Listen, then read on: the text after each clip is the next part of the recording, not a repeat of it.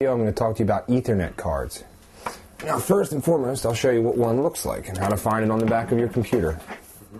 This here, where my finger's pointing, is your Ethernet card. Most computers these days come with them built in. I'd actually say probably nearly 100% come with them built in.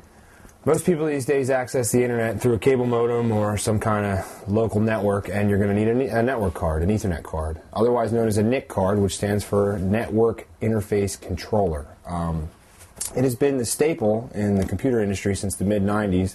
There have been other technologies, but this one is pretty much the dominant one. You can get it in 10, 100, or 1,000 megabyte per second versions.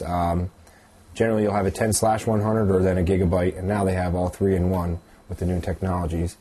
And every single Ethernet card has its own burnt-in 48-bit MAC address, which is like a social security number for an Ethernet card. So you can be tracked, followed, or guided online at all times. There's not much else to know, really.